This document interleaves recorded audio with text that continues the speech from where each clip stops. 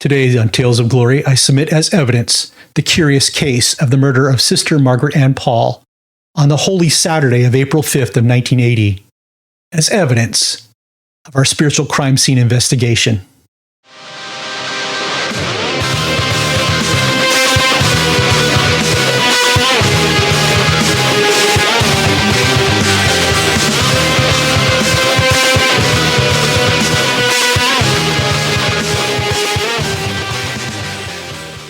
Welcome, Tales of Glory listeners. I'd like to welcome back my 3 listeners and a dog. We got some interesting stuff today for the big episode 87. And since you guys are here and I kind of had a convoluted title today because I wanted to dive into some topics of ritual abuse, but I don't want to get on the radar of the occult. So if you're a usual attendee today, this can be some interesting stuff here. I'm still actively involved in some ritual abuse cases and things going on. And it's hard to describe in classes because people just don't get it. They always think it's deliverance or something else going on, but I don't want to get ahead of myself right here. It's some dark inner healing from torture and trauma. And the only way to really present this material is to show you some dark stuff that happened. This wasn't one of my cases, but it's something the Catholic Church encountered and handled. And I know it was handled by a lead exorcist in Chicago some years back. And I want to get into this. But first of all, my disclaimer. Today's show is not for children. If you dissociate and you get triggered by horrific things, or if you're a ritual abuse survivor, this show is not for you today. However, if you're a minister and you're curious about what's going on and what this stuff really looks like, stay tuned. But I'm going to tell you right now that we're going to get into some grotesque details here today. It's not going to be a pretty picture. And again, if you're into dissociation and you have a problem with that through get triggered by horrific stuff, this show is not for you. This show is not for children because we're going to go into some horrific sexual stuff. We're going to talk about how people get programmed for ritual abuse. And I thought this case would be a very good one to cover. Actually, I wanted to cover this case way back when I did the exorcism of Karen Kingston. And I thought, okay, this would be the great follow-up to that story. But it's been some time. This has been resonating on my heart. How to present this, how to do this properly, how to give it justice. I'm kind of glad I waited because after teaching classes on spiritual warfare, and then also trying to present stuff on dissociated identity disorder, the church just isn't grasping the depth and darkness of ritual abuse. They just aren't. And I thought by presenting this story, it would be a good way to convey some things to look out for, what it looks like, how do you handle it, and if you should even be involved in this. This stuff, you'll see the details and how gory and horrific these counseling sessions will get. Some of mine look like, as I present some of the information from this famous case. Like I said, I wanted this for some time, but I didn't know how to present it. And also I didn't know how to present it under the cover. I know there's not a whole lot of occult people listening to this right now because I kind of danced around satanic ritual abuse quite a bit in this thing. But if you're a regular listener and you tune in often, this one came in under the cover, man. Here you go. So this is what you get for being a loyal listener. Get the dark, gory story. I first encountered this story about Sister Margaret Ann Paul back in 2013. I was attending the Southern California Roman Catholic Exorcist Conference in 2013, and they had a bunch of Roman Catholic exorcists out there. One of them was Father Gribe. He was a lead exorcist, I guess, all over the United States at the time, but he was out of the Diocese of Chicago. And he actually presented this story to the exorcist, and I was like, wow, this was interesting. And he was the occult expert on the case, and he gave a few details as he could, because I think he was still, at that time, legally involved in giving testimony on what the occult looked like in this. But the more I listened to it, and the more I heard, I go, wow, this is actually a ritual abuse case that's going on here. I don't know if I should get him on the show. If I get Father Grubb to come on and talk about it, maybe that should be as a guest in the future to come back and discuss this. But right now, this is the eye-opener. This is the story. This is what happened. So again, I'm going to use this as a tool to point out what ritual abuse looks like and how dark it gets. And people go, I want to do ritual abuse stuff like you. I'm like, no, it gets dark. It gets dark super fast.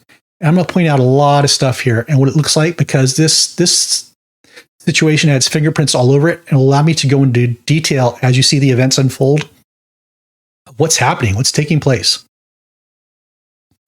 So let's pull up the first article here I have. This one was kind of interesting. This is one of the ones that kind of went into a lot of the depth of the ritual abuse stuff. I'm going to follow up with an article on what Father Greb said. So this article came from Religious News Blog. It's I'll put the link on the website here so you guys can see it. But like I said, I'll just put a hyperlink without the title on it because I don't want to gain attention. This article is actually written back in April 28th of 2004. So it's right around Easter, probably about 24 years since this event occurred. Let's go into this. So they kind of have a tag on it, satanic and or ritual abuse. It's ritual abuse. So the title of the article is Sex and Satanic Rituals, Claims as Priest is Accused of Murdering Nun.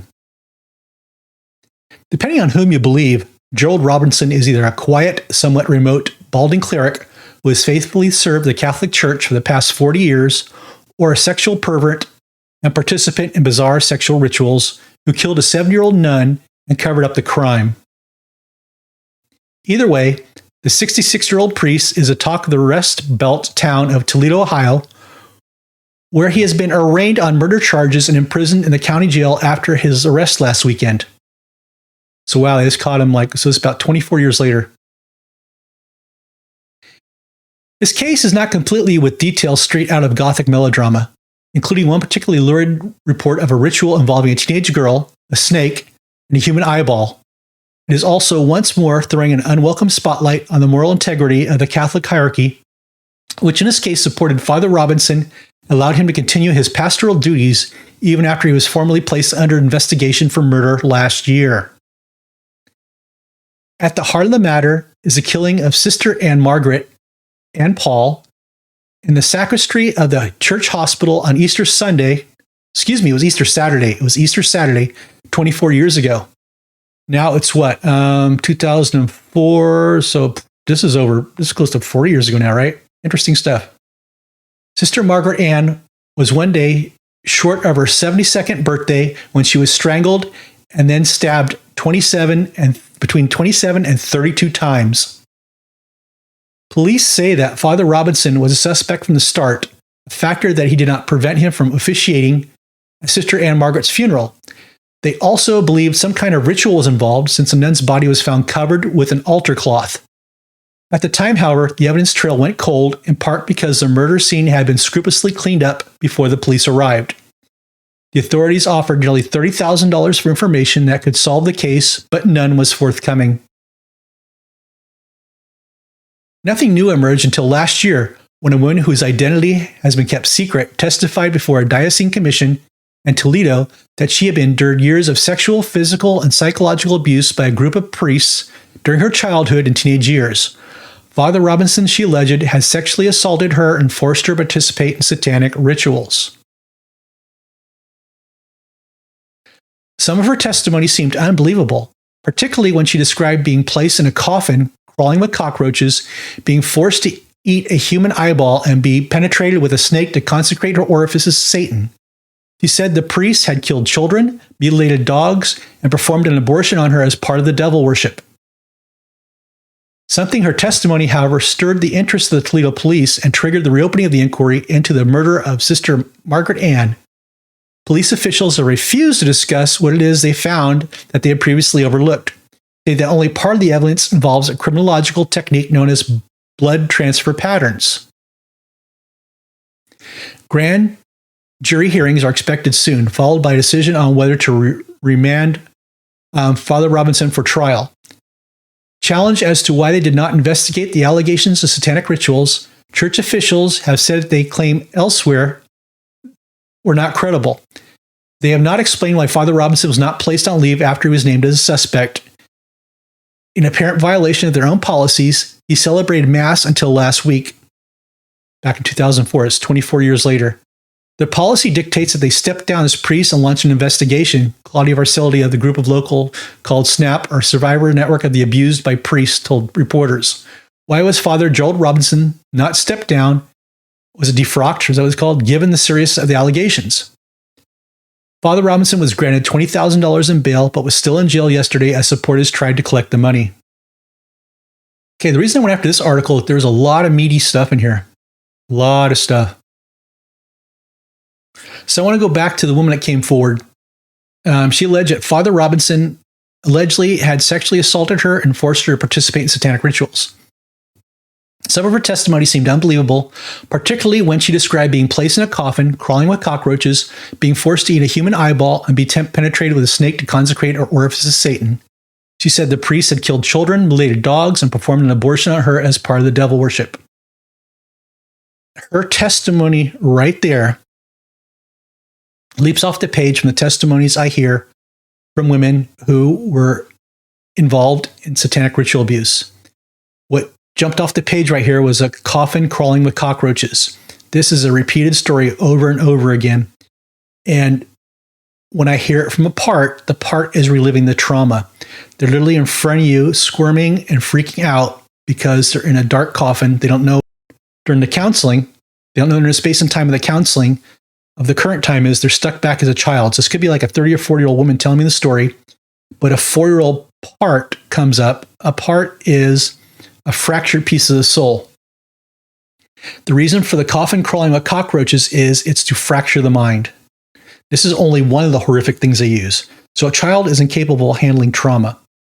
So what the satanic perpetrators do is they purposely fracture the mind into 1,000 or more pieces.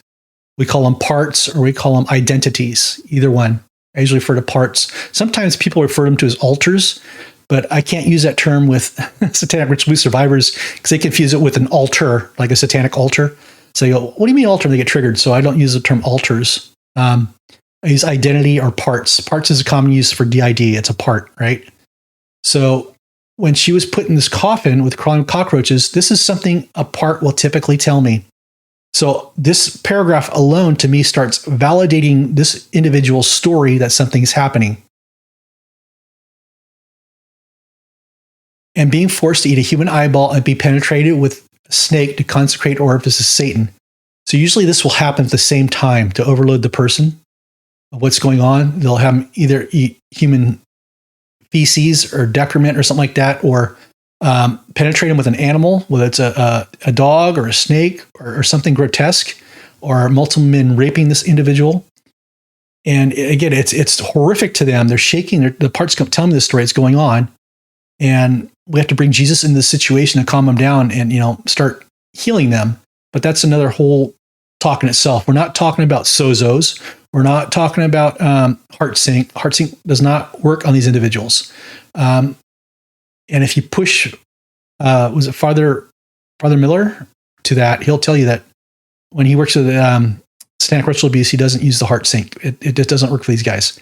We use something different, and I don't want to disclose what it is because I don't want to disclose my techniques and how we heal people from the occult. But I am working with people right now who I'm training.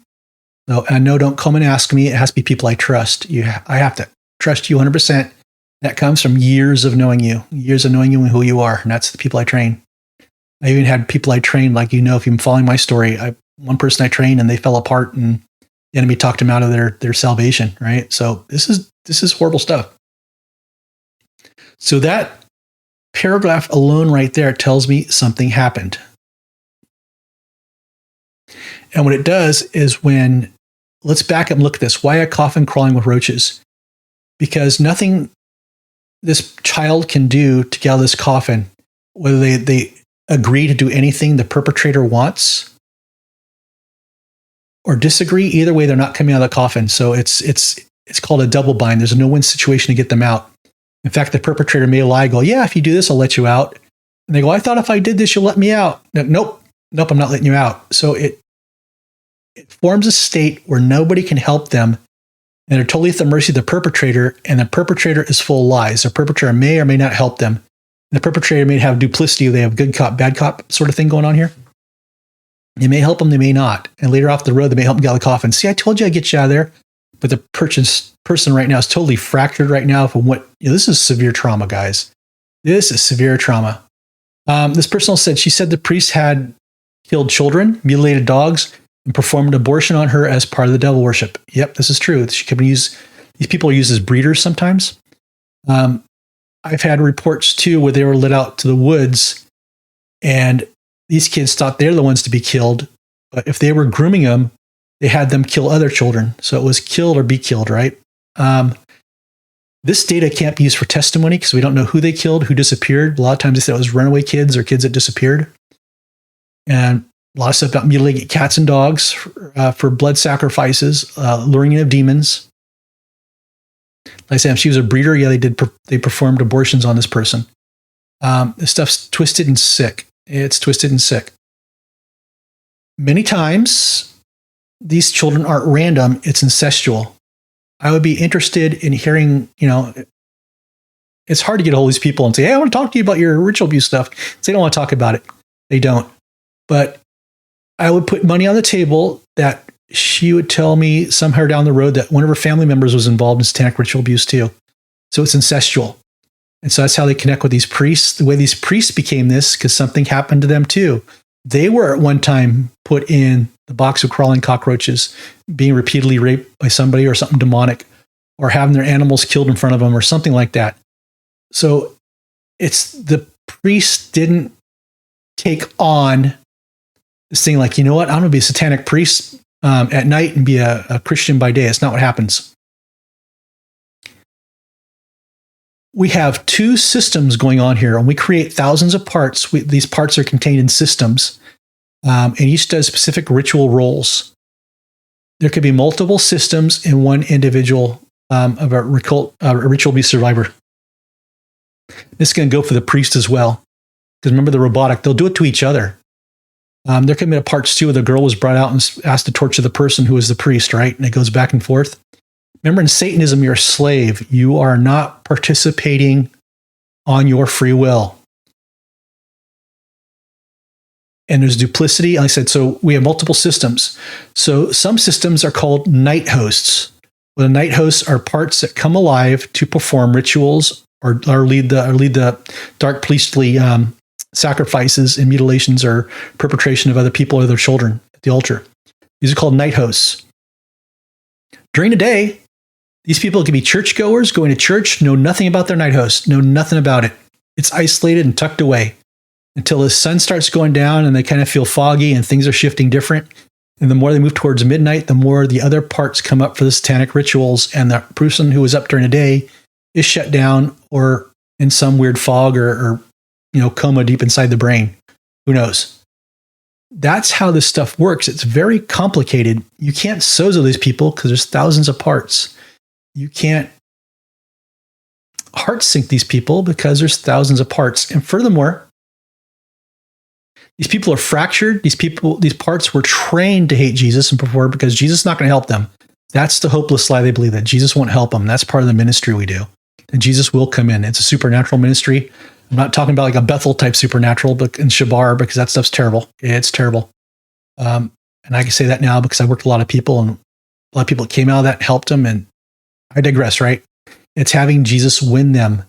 So I know other Word of Faith Christians or New Apostolic Reform Christians get mad at me saying, why can't these people just heal instantly, Mike? You're just not thinking they can heal instantly. They can, but we haven't seen it yet because there's thousands of parts that hate Jesus. Think about it this way. There are thousands of parts and systems, each with a free will of its own. So if a person is massively divided, Jesus will not interrupt the free will thinking of the parts that are hurting and the parts that are traumatized. However, he will go in and evangelize them and save them. So you're probably thinking now, how does a ritual abuse survivor get saved? They have like what we call like a Christian core person or Christian host person who is the one that speaks for all the parts. If this makes sense. And they're saved. And 100% they're saved because their spirituality. It's not a performance. They're really digging in and they're worshiping Jesus. And that's the one that goes to church and they're trying to get the rest of the parts on board to be saved. Through justification, the entire person is saved here. Through a dark sanctification, we're going through and healing all the parts to be healed and to be integrated. And that's what's going on. Crazy stuff here. So the people being put, not people, I'm talking about children. The children are being let out into the woods, like I talked about, to kill the other kids. The kids are being put in the coffin, crawling with bugs, and I heard earwigs and all sorts of gross stuff. Spiders, horrible spiders, and this is just nasty. So that stuck out at me. They're being groomed to one day be the priests. Okay? So you hear like these guys on was it CBN being interviewed now, and you hear it all over Halloween. I've always posted a thing on Halloween. Do not listen to ex-Satanists who are trying to warn you about Halloween because they're duplicitous. This is kind of what I'm getting to here, right? If somebody was a high-level Satanist, this is how they became it. They were put in the coffin. They were repeatedly raped. They were fractured. They weren't becoming a high priest voluntarily. That's not how that works. Satan needs a complete slave. That means thousands of parts that obey him during different basic rituals, okay? So I know this one guy comes out every Halloween. Listen to this guy. He's an ex-Satanist. He is not healed. I'm going to play something about him a little bit down the road here. I want you guys to get the light bulb going on.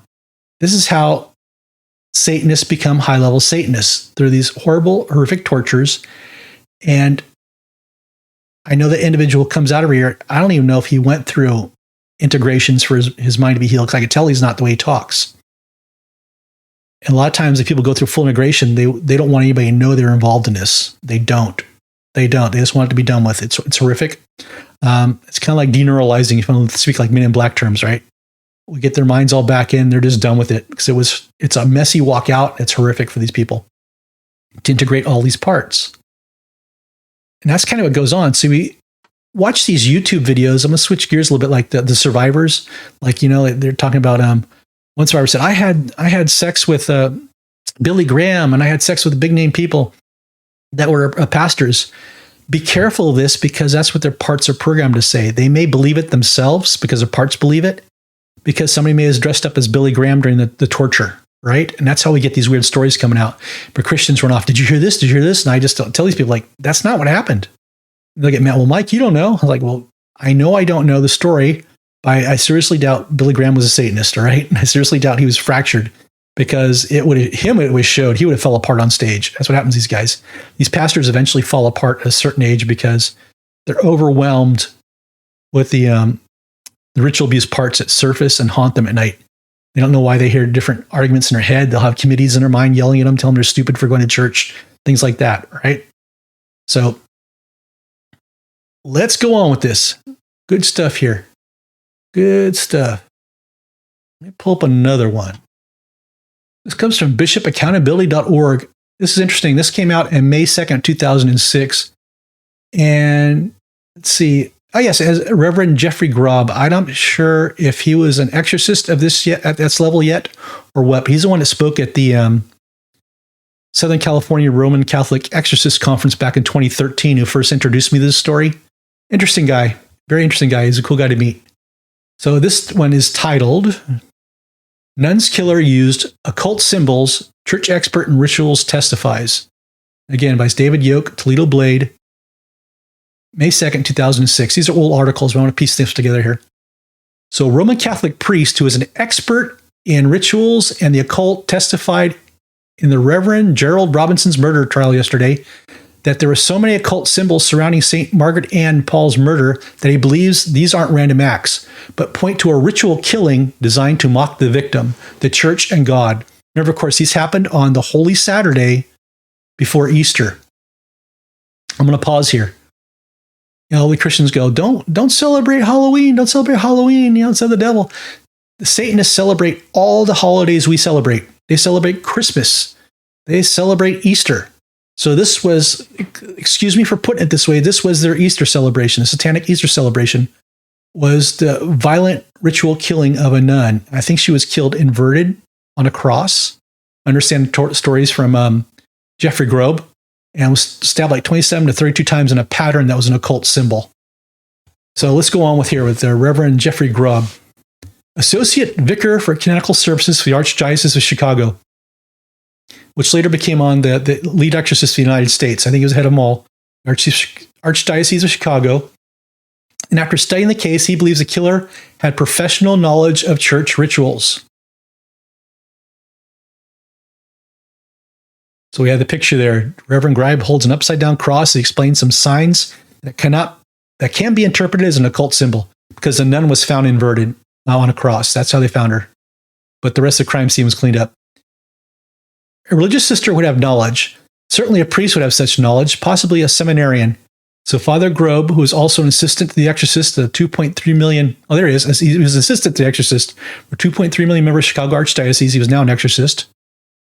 Also yesterday, the 16 jurors viewed a 90-minute video of a police interrogation of Father Robinson after his arrest, and Toledo Police Detective Steve Forrester testified how and why Lucas County Cold Case Unit focused its efforts on Father Robinson when the case was reopened December 2nd, 2003.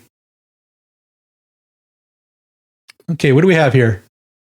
So we have Assistant Prosecutor Dean Mandros shows a suspected murder weapon displayed on the altar cloth and the matching blood stain to the jury in Lucas County Common Pleasant Court. So there is the murder weapon. Sister Margaret Ann's body was found in the sacristy of the chapel of the former Mercy Hospital, now a college, on April 5th, 1980, Holy Saturday morning. The 70-year-old Sister of Mercy had been choked to the verge of death, placed on the terrazzo floor, covered with an altar cloth, and stabbed 9 times over the heart. The puncture wounds through the cloth and into her chest formed a perfect shape of an upside-down cross, police testified. The killer stabbed the nun another 22 times in the face, neck, and chest, then rolled up her dress and over her chest and pulled her undergarments down to her ankles. Father Robinson, 68, is on trial for murder in Lucas County Common Pleasant Court trial. He maintains his innocence. And Chris Anderson, Assistant Lucas County Prosecutor, asked Father Grobe to explain the occult symbols surrounding the murder. The priest replied, "Where does one begin?"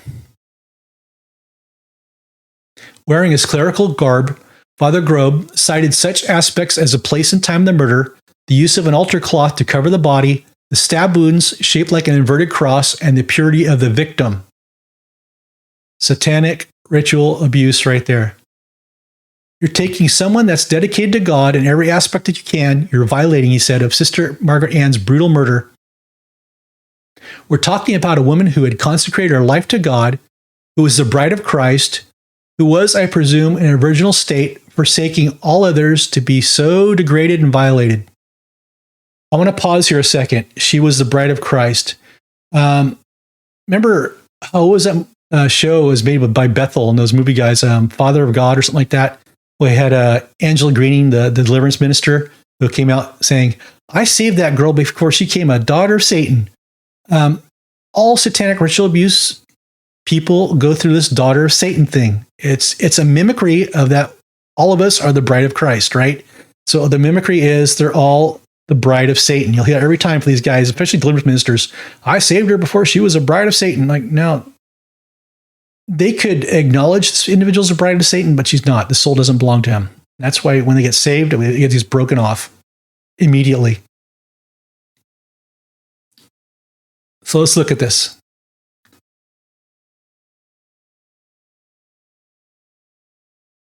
The murder took place during the holiest time of the year on the Christian calendar. Remember what I just say? The Satanists celebrate every holiday we have. Devil does it. Devil wants them too. So like, oh, Halloween, Halloween. You have no idea the grotesque stuff that happens on Christmas. It happens on Easter as well. It's just everything we celebrate, they have the inverted, right? That's the way Satan is. Remember, I will rise to the top of the mountain. I will do this. I will do that. He wants his holidays too, but they're grotesque.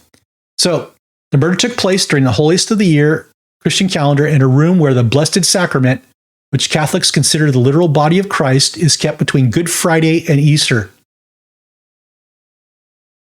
The altar cloth is normally used to cover the altar of sacrifice, an altar over which the priest consecrates the bread and the wine to become the body of Christ. So you got that? They put her on and desecrated the altar of sacrifice. So Father Grobe said after looking at crime scene photos, he believes the killer also used Sister Margaret Ann's blood to make the sign of the cross on the victim's head. The stab wounds over her heart in the shape of an inverted cross convey 2 meanings. Father Grobe said, 1, it represents the death of St. Peter, whom Catholics consider the first pope, and was survived on an upside-down cross. 2nd, he said, that image has been usurped and is used in satanic worship and is an affront against the sacred. It's a reversal. They take something that's sacred and turn it upside down, literally. It defiles the very thing that is sacred. So each of these aspects of murder, if taken separately, could possibly be explained away, Father Grobe said, but the nature of the ritual is a conglomerate, putting all the things together. John Thebes, one of Father Robinson's 4 defense attorneys, asked the priest if he had ever been to another crime scene. Father Grobe said he had not. Mr. Thebes also pointed out the forensic investigator Henry Lee testified Thursday that 31 stab wounds indicates a frenzy killing. In 1980, Father Robinson told police during interrogation that another man confessed to him he had killed Sister Ann Margaret. Father Robinson later admitted that he had lied about the confession. Father Grobe said the seal of confession is held so sacred by the Catholic Church that a priest who reveals anything to him by a penitent is automatically excommunicated. Mr. Thebes asked if a church court might consider mitigating circumstances, such as being under stress during an interrogation, and Father Grubb, also a canon lawyer, said that was possible. The videotape of Father Robinson's interrogation was made in Toledo's Police Scott Park Station, next door to the priest's Nebraska Avenue home, the evening of his arrest. April 23, 2004, Father Robinson, who was chaplain at Mercy Hospital at the time of the murder, told Detective Tom Ross that he had just gotten out of the shower when he received a call telling him that Sister Ann Margaret had been killed in the sacristy. The priest said he put on clerical cassock and collar and walked quickly to the sacristy where Mary Ann Margaret's body was still lying. He said the Reverend Jerome Sotaki, Mercy Hospital's other Catholic chaplain at the time, immediately confronted him in front of the other nuns and asked him why he killed the sister. Father Robinson told the detective he was shocked and did not have a response, and that afterward he never discussed it with Father Sawaki, who died in 1996. During the interrogation, Father Robinson said he did not have a key to the sacristy, but relied on nuns to open it when necessary. He also said he kept the doors to the hospital apartment locked and he never used a sword-shaped letter opener, allegedly used in the murder, but that it was a decorative gift he received from the Boy Scouts.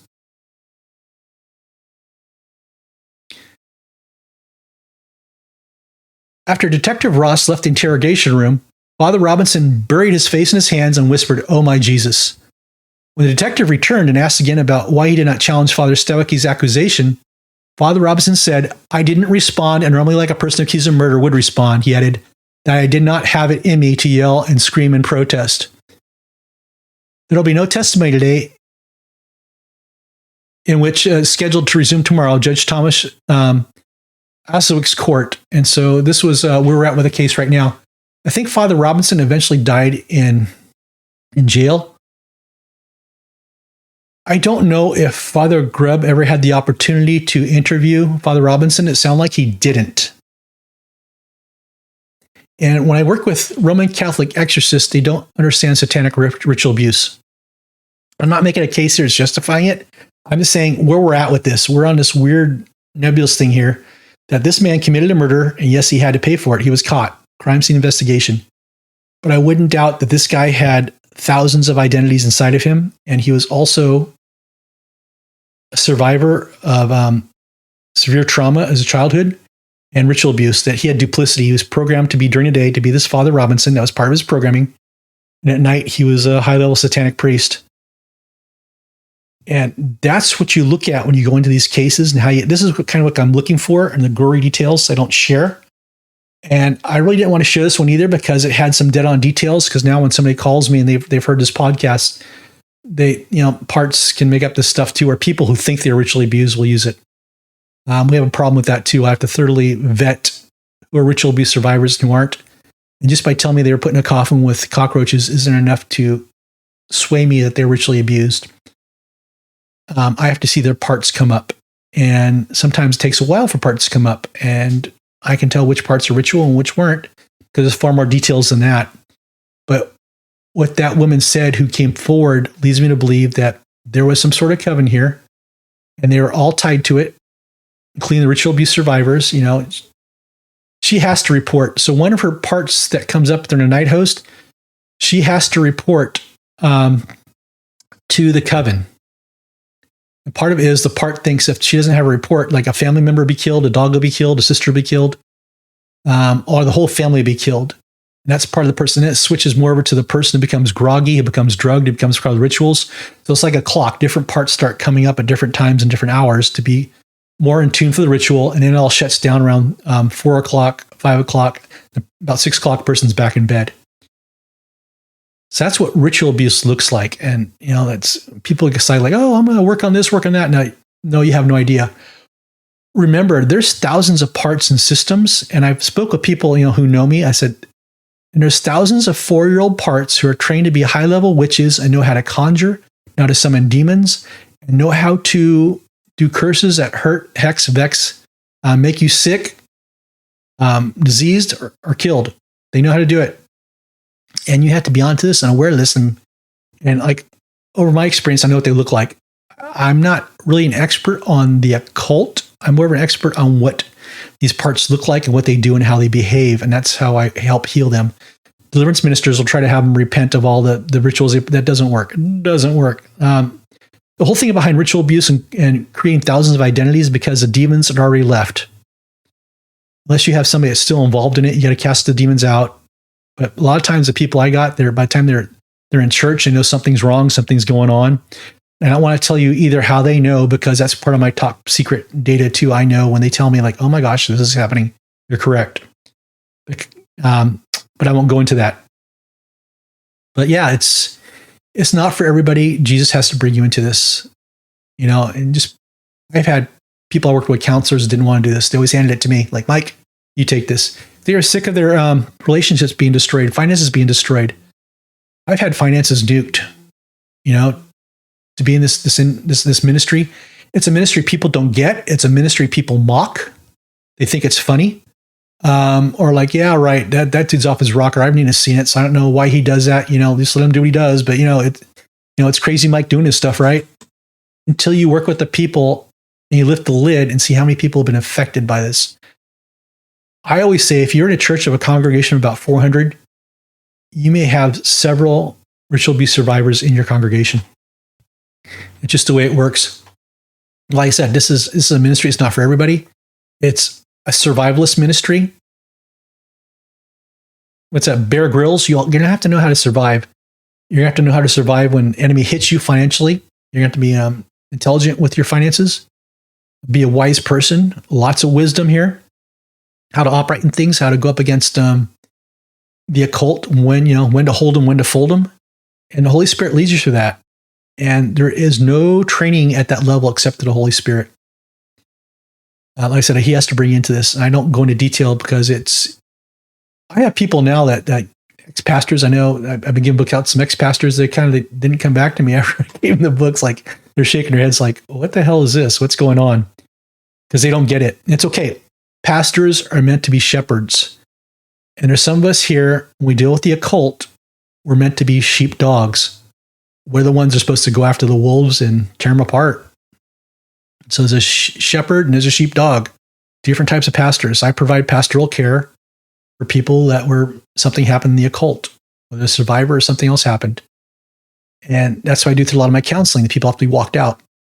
An average ritual abuse survivor takes about 10 years to be nearly completely healed, going through all the systems. And it's messy, it's yucky, it's very difficult. Not everybody survives the counseling. They'll fall out. Like, I don't want to do this anymore. I was better off messed up, they'll think, right? So it's horrific. It's not like it's painful to them, but we have to go through systems. We'll clear out a system, and there'll be a part where the person feels like they're whole. Another system will come up because one after the other, boom, boom, boom, right? And they just keep coming up till we clear them all out. It takes some time. So regarding this priest, I feel he was a ritual abuse. He wasn't a survivor. He was still stuck in it. He still kicked in. And the fact that he was a priest, no one could detect him because he's probably very saintly, very, wherever the parts were during a day, they were programmed to be very saintly and very, very priestly until it kicked on the after hours. His night host came up, especially when it was the Holy Saturday before, Easter Sunday. His priest part had to come up and do something like that. So does this make sense? So that's how these guys became high-level priests. They're fractured with thousands and thousands of parts. So let's shift gears here. What happens when a particular individual shows up every Halloween and all the YouTubes and all the CBN interviews? I was a former satanic high-level priest, I'm warning you guys against Halloween. That's one of his priest parts coming up. And one of his priest parts, remember, all ritual abuse people are programmed to be Jezebel spirits. to come against the spirit of Elijah. So whenever they're telling the truth, they have to lie somewhere. And I'm telling you, do not give time of day to people who are survivors out there at the pulpit giving you information, because you don't know how healed they are. And by looking at this person and how he was groomed, I'm going to pull up a video here. Let's look at this. You'll hear it for yourself. Well, should Christians celebrate Halloween? Some believe it can be taken back like other holidays. But a former Satanist who is now a pastor says no, Christians should not celebrate it. I recently caught up with John Ramirez, and he had a strong warning for believers.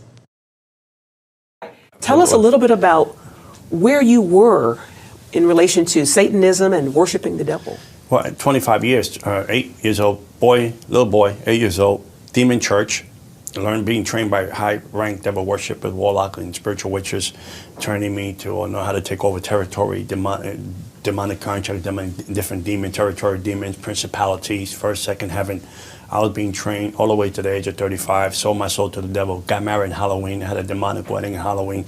I baptized my daughter to the dark side at the age of 11. Okay, what did you catch there? 8 years old. He was brought in at 8 years old. It wasn't like he was with Mickey Mouse's Wizard Apprentice there. Like, let's do this, bippity boppity boo. If he was brought in at 8 years old, he was already being ritually abused for some time. And he said he became with a high priest around 25 or something. And around 35, he dedicated his daughter or something, who was 8 years old. Like, what? So it's incestual.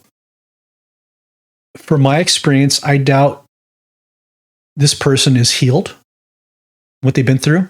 They haven't talked about any of the counseling they've been through. I only know a few people who are credible at this right now. Very few. Bringing her healing. The rest are just like Christian mimicries, and they're just bad news. So I never worked with this individual, but I have worked with Anton LaVey's high priestess and stuff. I worked with some people. So that's why I know. I'm not just gleaning like, Mike. No, I worked with some high-level people. And by what that person said, they're not healed. And they shouldn't be, my perspective, spouting off stuff up from the pulpit. If you're a pastor, do not let this person on your pulpit. That's all I'd say. For any other person who claimed to be a high-level satanic priest or something like that, and they weren't healed, because now you know what they went through. They were put in a coffin full of cockroaches, earwigs. They were raped. They were, while they were being raped, they were forced to eat either dog feces or human feces, or forced to do other things that were grotesque and disgusting, forced to have sex with animals. Go on. That's how you become a high-level satanic priest, and it's through fracturing your mind. So the point here is, like, guys, it's a wake-up call for the church. Quit doing this. The charismatic church gets all excited when this guy comes around every year. Oh, let's put him up. But I put out a warning every year, and the people even through my classes don't get it. So I think this was the best way to convey it. Halloween's over, so I could probably slide under the radar with this one. And, that's what it is. But yeah, I put this out there for you people wondering what satanic ritual abuse looks like and what a lot of my day looks like, counseling. Not all of it looks like this, but I work with some high-level people. It's very dark like that. And it's just, I work with a lot of dissociated identity disorder, but the satanic ritual abuse is the far end of the spectrum here and what they do. And it's horrific. A lot of children, since it's incestual, they start fracturing the mind inside the mother's womb by, doing horrific sexual stuff to them, harming the child and stuff inside the womb and traumatizing it in the womb. So the baby becomes susceptible to dissociations. So I'll leave it at that, guys. Like I said, it's a tough ministry. Nobody wants to fund you. Nobody will. That's how I got the expertise when I went out to the orphanages in Cambodia too, to work with the trafficked children. We're seeing the same things, same stuff with trafficked children. And it's tough. We want to go out and rescue the children, but that's only part of it.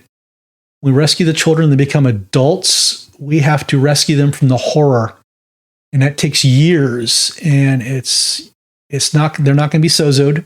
They're not going to be heart synced. They're going to be working with Jesus, walking out their traumas with people that love them, know who they are, give them spiritual direction and help them. Like I said, there's only a handful of ministries that do that right now. There's a lot of ministries that do this, but there's only a handful of ministries that actually help.